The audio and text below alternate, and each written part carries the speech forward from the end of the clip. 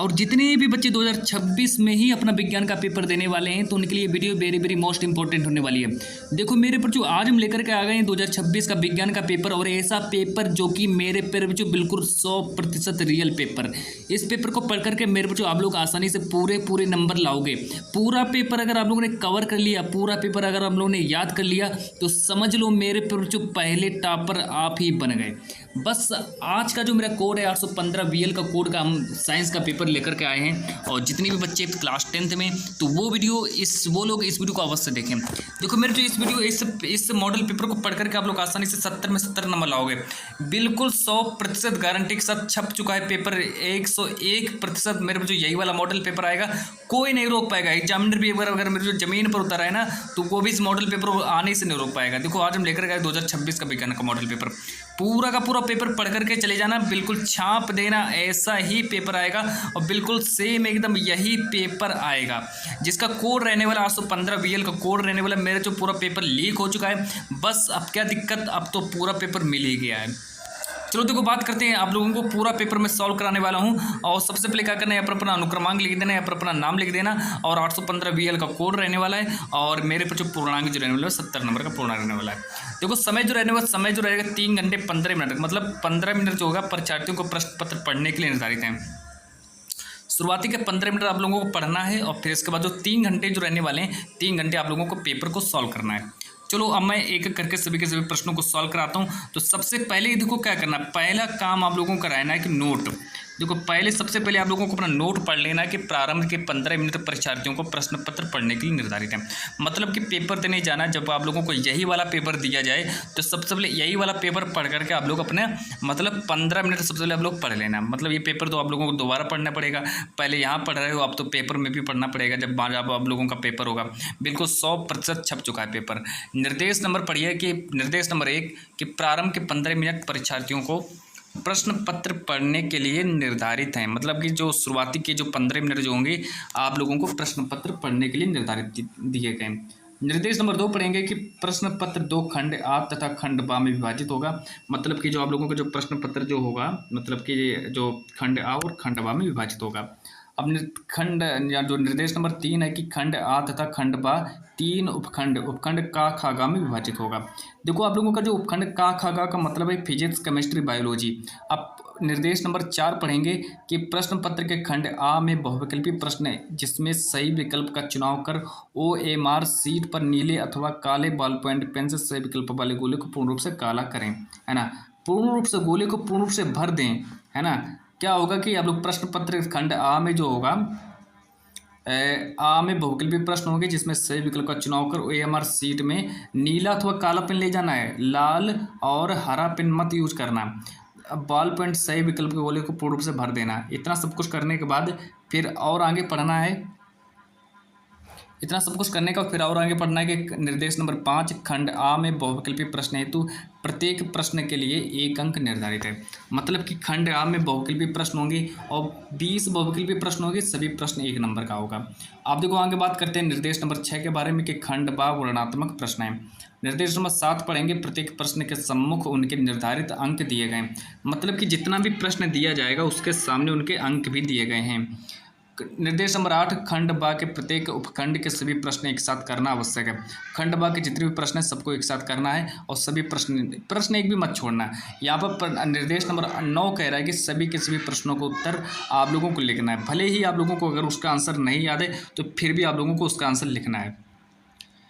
अब देखो यहाँ से आप लोगों का स्टार्ट होता है खंड आ बहुविकल्पी प्रश्न। 20 नंबर का बहुविकल्पी प्रश्न पूछा जाएगा। खंड आ में 20 नंबर का बहुविकल्पी प्रश्न पूछा जाएगा। तो सबसे पहले क्या करना है, आप लोगों को इतना पूरा करने के बाद फिर आप लोगों का 20 नंबर का बहुविकल्पी प्रश्न पूछा जाएगा। सबसे पहला प्रश्न ही रख दिया है उपखंड नंबर का। पहला प्रश्न है कि वायु के सापेक्ष माध्यम का अपवर्तनांक अधिकतम होता है, पहला प्रश्न, और वो भी 1 नंबर का आएगा। एक नंबर का आएगा कि वायु के सापेक्ष माध्यम का अपवर्तनांक अधिकतम होता है। ए नंबर दिया हीरा में अधिकतम होता है, बी ऑप्शन दिया कांच में अधिकतम होता है, सी ऑप्शन दिया जल में अधिकतम होता है, डी ऑप्शन दिया तारपीन के तेल में अधिकतम होता है। तो मेरे पर जो आंख मीच करके ऑप्शन नंबर ए को क्लिक कर देना, 1 नंबर मिल जाएगा। अब देखो प्रश्न नंबर 2 कह रहा है कि एक उत्तल दर्पण की फोकस दूरी 10 सेंटीमीटर है, दर्पण की वक्रता त्रिज्या कितनी होगी। अगर दर्पण की वक्रता त्रिज्या पूछी जाए तो 10 का 2 गुना कर देना, 20 सेंटीमीटर आंसर हो जाएगा। मतलब कि ऑप्शन नंबर 20 सही हो जाएगा।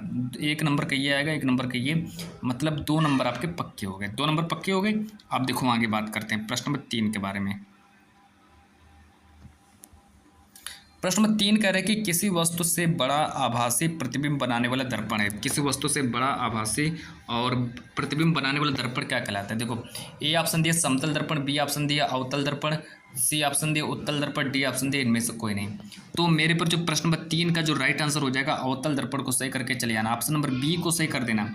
ऑप्शन नंबर बी को क्लिक करके चले आना, 1 नंबर फिर से मिल जाएगा। स्कोर पहुंचा आप लोगों का 3 नंबर पक्के हो गए। 100% ये वाला पेपर आएगा, कोई नहीं रोक पाएगा।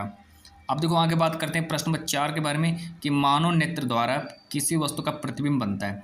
1 नंबर का ये भी आएगा कि मानव नेत्र द्वारा किसी वस्तु का प्रतिबिंब कहाँ बनता है। तो याद कर लेना रेटिना पर ही बनता है। जब ये प्रश्न है तो रेटिना को ही क्लिक करना है और कोई नहीं सही करना है। प्रश्न नंबर 5 देखो कि इनमें से किस दर्पण का दृष्टि क्षेत्र अधिकतम होता है। प्रश्न नंबर 5 कि इनमें से किसका दृष्टि क्षेत्र अधिकतम होता है। तो मेरे पर जो उत्तल दर्पण को सही कर लेना, उत्तल दर्पण को सही कर लेना, 1 नंबर मिल जाएगा। अब देखो बात करते हैं प्रश्न नंबर 6 के बारे में। प्रश्न नंबर 6 कह रहा है कि प्रकाश का वेग निम्न में से किस माध्यम में सबसे अधिक होता है। तो प्रकाश का वेग किस माध्यम में सबसे अधिक होता है, 1 नंबर का ये भी आएगा। तो अगर हम बात करें कि प्रकाश का वेग किस माध्यम में सबसे अधिक होता है, ए ऑप्शन दिए वायु, बी ऑप्शन दिए जल, सी ऑप्शन दिए कांच, डी ऑप्शन दिए निर्वात। तो मेरे पर जो निर्वात को सही कर लेना, निर्वात को सही कर देना, 1 नंबर फिर से मिल जाएगा। स्कोर आप लोगों का पहुंचा 6 नंबर, बिल्कुल आपके पक्के हो गए। तो यहाँ से आप लोगों के 6 नंबर बिल्कुल पक्के हो गए। अब देखो आगे बात करते हैं प्रश्न नंबर 7 के बारे में। प्रश्न नंबर 7 हमसे कह रहा है कि किसी चालक में धारा का प्रभाव होता है, 1 नंबर का आएगा।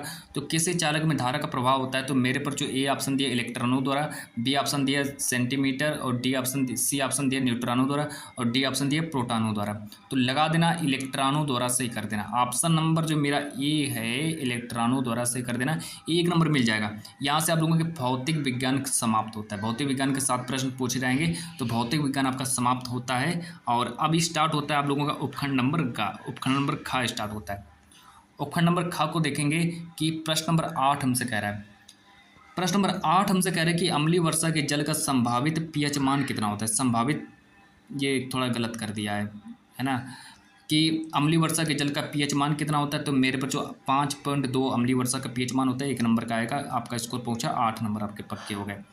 प्रश्न नंबर 9 देखेंगे कि निम्नलिखित में से कौन सा अम्लीय लवण है। ये भी 1 नंबर का आएगा कि निम्नलिखित में से कौन सा अम्लीय लवण है। तो प्रश्न नंबर 9 का हमारा राइट आंसर हो जाएगा, प्रश्न नंबर 9 का हमारा राइट आंसर हो जाएगा NaHSO4। NaHSO4 को सही करके चले जाना, फिर से 1 नंबर मिल जाएगा। अब देखो आगे बात करते हैं मेरे पर जो फिर हमारा नेक्स्ट अगला प्रश्न देखो क्या है। प्रश्न नंबर 10। प्रश्न नंबर 10 जो है 1 ही नंबर का पूछा जाएगा। प्रश्न नंबर 10 कह रहा है कि प्लास्टर ऑफ पेरिस में कितने अणु क्रिस्टलन जल के होते हैं। तो आधा होता है। तो ए प्रश्न नंबर 10 का ए ऑप्शन सही हो जाएगा। अब देखो आगे बात करते हैं अब आगे हम लेकर के आए हैं प्रश्न नंबर 11 को। प्रश्न नंबर 11 देखो कि निम्नलिखित में से कौन सी धातु ठंडे जल से अभिक्रिया करके हाइड्रोजन गैस देती है। 1 नंबर का आएगा। 1 नंबर का आएगा। ए ऑप्शन दिया है पोटेशियम, बी ऑप्शन दिया है Ag, सी ऑप्शन दिया कापर, डी ऑप्शन दिया Al मतलब एल्यूमिनियम। तो देखो निम्नलिखित में से कौन सी धातु ठंडे जल से विक्रिया करके हाइड्रोजन गैस देती है। तो प्रश्न नंबर 11 का हमारा पोटेशियम सही हो जाएगा, मतलब कि के ऑप्शन सही हो जाएगा। प्रश्न नंबर 12 देखो कि अधातु क्या होते हैं। ये भी 1 नंबर का आएगा। प्रश्न नंबर 12 करेंगे अधातु क्या होते हैं, तो ये भी 1 नंबर का आएगा। तो मेरे जो ए ऑप्शन दिया पोटेशियम, बी ऑप्शन दिया एल्यूमिनियम, सी ऑप्शन सोडियम, लेकिन हमारा सी ऑप्शन पूरा सही हो जाएगा। क्लियर एकदम सी ऑप्शन कर देना सही, और 1 नंबर मिल जाएगा। अब देखो आगे बात करते हैं प्रश्न नंबर 13 के बारे में कि कॉपर पायराइट को वायु में गर्म करके सल्फर को दूर करने की क्रिया को कहते हैं। मतलब कॉपर पायराइट को जब हम वायु में गर्म करके उसमें से अगर हम सल्फर को दूर करें तो उस क्रिया को क्या कहेंगे, जो कि 1 नंबर का आएगा, है ना। प्रगलन कहते हैं, भर्जन कहते हैं, कि निस्तापन कहते हैं, कि बेसेमरीकरण कहते हैं। 1 नंबर का आएगा तो ये भर्जन को क्लिक कर देना, भर्जन पर क्लिक करके चले आना, 1 नंबर फिर से मिल जाएगा। अब जो स्टार्ट होता है आप लोगों का उपखंड नंबर गा, यहाँ से स्टार्ट होता है। उपखंड नंबर गा देखो क्या कह रहा है कि प्रश्न नंबर 14 कह रहा है कि रक्त का लाल रंग किस पदार्थ की उपस्थिति के कारण होता है। जो रक्त का जो लाल रंग जो होता है किसकी उपस्थिति के कारण होता है। मेरे पर जो 1 नंबर का आएगा तो लगा देना ऑप्शन नंबर ए को सही कर देना, हीमोग्लोबिन को सही करके चले आना, 1 नंबर मिल जाएगा। प्रश्न नंबर 15 को देखो कि ग्लाइकोलिसिस के अंत में कितने एटीपी अणुओं का लाभ होता है। तो ग्लाइकोलिसिस के अंत में कितने एटीपी अणुओं का लाभ होता है, ये भी 1 नंबर का ही आएगा। तो मेरे पर जो 2 अणुओं का लाभ होता है, तो इसका प्रश्न नंबर 15 का 2 ऑप्शन सही हो जाएगा। अब देखो बात करते हैं प्रश्न नंबर 16 के बारे में। प्रश्न नंबर 16 करें कि निम्नलिखित में से कौन सा त्वचा का कारण नहीं है। निम्नलिखित में से कौन सा त्वचा का कारण नहीं है, तो 1 नंबर का ये भी आएगा। तो 1 नंबर का आएगा तो मेरे पर जो लगा देना, ए ऑप्शन दिया संवेदना, बी ऑप्शन दिया सुरक्षा, सी ऑप्शन दिया लैंगिक लक्षण, डी ऑप्शन उत्सर्जन। तो निम्नलिखित में से कौन सा त्वचा का कारण नहीं है, तो लैंगिक लक्षण को सही करके चले आना, फिर से 1 नंबर मिल जाएगा और यहाँ से आपका स्कोर 16 नंबर पहुँच गया। चलो अब आगे देखो बात करते हैं प्रश्न नंबर 17 के बारे में।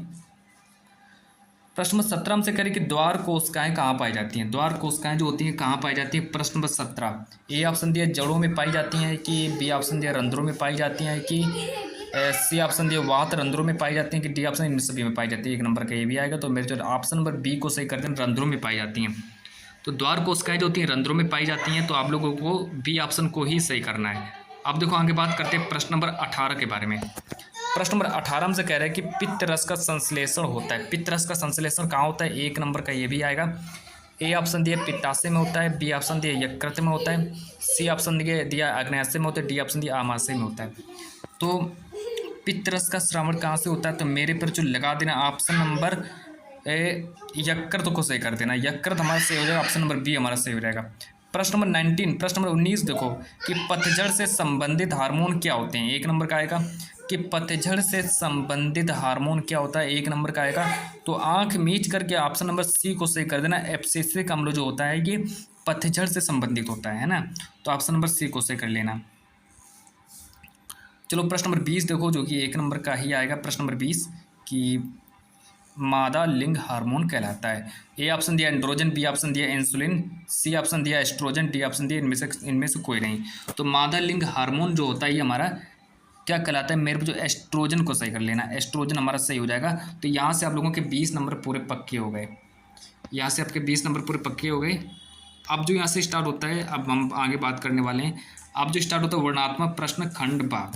चलो खंड बा जो होगा 50 नंबर का खंड बा भी पूछा जाएगा आपके पेपर में। तो अब 50 नंबर ये भी अपने पक्के कर लो। खंड उपखंड का कि प्रश्न नंबर 1 कह रहे कि निकट दृष्टि दोष से पीड़ित व्यक्ति का दूर बिंदु नेत्र के सामने 80 सेंटीमीटर की दूरी पर है। पहला ही न्यूमेरिकल पूछ दिया है। इस दोष को दूर कर संशोधित करने के लिए आवश्यक लेंस की प्रकृति क्या है, मतलब इसको सॉल्व करना है। सॉल्व करके चले जाना, 4 नंबर मिल जाएंगे। प्रश्न नंबर 2 कह रहा है कि अमीटर का क्या कार्य है, इसे परिपथ में किस प्रकार जोड़ते हैं, ये भी 4 नंबर का आएगा। मतलब सबसे पहले अमीटर का क्या कार्य होता है, मीटर का कार्य लिख देना और इसको परिपथ में कैसे जोड़ते हैं वो भी 4 नंबर का मिल जाएगा। 4 नंबर के आएंगे प्रश्न। प्रश्न नंबर 3 हमसे कह रहे कि एक प्रिज्म में प्रकाश का अपवर्तन किस प्रकार होता है। चित्र बनाकर आपतन कोण का अपवर्तन कोण, निर्गत कोण तथा विचलन कोण दशा, ये भी मेरे जो 4 ही नंबर का आएगा। तो आपके पेपर में भौतिक विज्ञान है जो है 4, 4, 8, 4, 12, 6, 18 नंबर का भौतिक विज्ञान पूछा जाएगा, है ना। तो अब प्रश्न नंबर 4 हमसे करें कि मानव नेत्र का चित्र बनाकर विभिन्न भागों का वर्णन कीजिए। 6 नंबर का आएगा। सबसे पहले क्या करना, मानव का जो नेत्र जो होता है उसका चित्र बनाना है और मानव नेत्र के कितने भाग होते हैं उनके भागों का वर्णन करना है, तब आप लोगों को 6 नंबर दिए जाएंगे। अगर आप लोगों को इसका आंसर नहीं याद है तो मेरे को आप लोग इसका आंसर लिख देना कि ओम का नियम क्या है, ओम के नियम का सत्यापन भी कीजिए, है ना। ओम का नियम का उनके चित्र के साथ व्याख्या करना है, ओम के नियम में चित्र के साथ व्याख्या करना है, तब आप लोगों को पूरा का पूरा 18 नंबर दिया जाएगा, है ना। तो यहाँ से आप लोगों का भौतिक विज्ञान समाप्त होता है। अब आप लोगों का स्टार्ट होगा रसायन विज्ञान, जो कि इस तरीके से उपखंड नंबर ख से स्टार्ट होगा रसायन विज्ञान। देखो चार चार नंबर वाले प्रश्न हैं, सभी के सभी चार चार नंबर वाले प्रश्न हैं, और एक प्रश्न जो है 6 नंबर का है, मतलब 14 नंबर का आपका केमिस्ट्री भी पूछा जाएगा। देखो सबसे प्रश्न नंबर 5 हमसे करें कि कास्टिक सोडा तथा प्लास्टर ऑफ पेरिस के उपयोग बताइए। मतलब सबसे पहले कास्टिक सोडा के 2 उपयोग लिख देना और प्लास्टर ऑफ पेरिस के 2 उपयोग लिख देना, 4 नंबर मिल जाएंगे। प्रश्न नंबर 6 हमसे करें कि अम्ल व क्षारक परस्पर कैसे अभिक्रिया करते हैं, उदाहरण देकर समझाइए, 4 नंबर का ये भी आएगा। अब आगे बात करते हैं प्रश्न नंबर 7 के बारे में, जो कि 6 नंबर का आएगा। याद रखना 6 नंबर का आएगा कि व्यंजक चूर्ण का रासायनिक नाम, अणुसूत्र तथा उपयोग बताइए, 6 नंबर का आएगा। अथवा करके दिया है कि रासायनिक अभिक्रिया किसे कहते हैं, यह कितने प्रकार का होता है, प्रत्येक 2 को उदाहरण देकर समझाइए। तो मेरे प्रश्न यहाँ से आप लोगों का रसायन विज्ञान के 14 नंबर कंप्लीट हो गए। अब जो स्टार्ट होता है आप लोगों का, अब यहाँ से आप लोगों का स्टार्ट होगा उपखंड नंबर का, जो कि बायोलॉजी से संबंधित है। बायोलॉजी से संबंधित उपखंड नंबर का कि काय के जनन किसे कहते हैं, तने द्वारा इस विधि का एक उदाहरण दीजिए। मतलब काय के जनन किसे कहते हैं और तने द्वारा हमें इस विधि का उदाहरण देकर समझाना है, 4 नंबर का आएगा। प्रश्न नंबर 9 देखो कि हीमोग्लोबिन पर संक्षिप्त टिप्पणी लिख देना। हीमोग्लोबिन संक्षिप्त टिप्पणी लिख देना, मेरे को तो 4 नंबर मिल जाएंगे, बिल्कुल कहीं नहीं गए 4 नंबर। प्रश्न नंबर 10 देखेंगे कि पौधों में जल संवहन का सचित्र वर्णन कीजिए। पौधों में जल संवहन का सचित्र वर्णन करना है, जो कि 4 ही नंबर का पूछा जाएगा। प्रश्न नंबर 11 देखो मेरे पे तो 6 नंबर का आएगा कि प्रजनन क्या है, नामांकित चित्र की सहायता से नर अथवा मादा मानव जनन तंत्र का सचित्र वर्णन कीजिए, 6 नंबर का आएगा। मतलब का 6 4 10 14 से 18 नंबर का आपका बायोलॉजी पूछा जाएगा। अब देखो इतना सब कुछ करने के बाद अगर आप लोगों को इसका आंसर नहीं याद है ना, तो आप लोगों को एक अलग से मौका भी दिया जाएगा कि आप लोग इसका आंसर भी लिख सकते हो। देखो अगर आप लोगों को इसका आंसर नहीं याद है तो आप लोग इसका आंसर लिख देना। अथवा करके दिया है कि परागण की परिभाषा लिखिए, इसके महत्व का वर्णन कीजिए। तो इतना सब कुछ करने के बाद आपके पूरे के पूरे 70 नंबर पक्के हो गए, और यहाँ से आप लोगों का मॉडल पेपर पूरा का पूरा सॉल्व हो चुका है। पूरा पढ़ करके चले जाना, पूरा 70 नंबर पक्का हो चुका है। आज की इस वीडियो को मैं इतना ही रखता हूँ।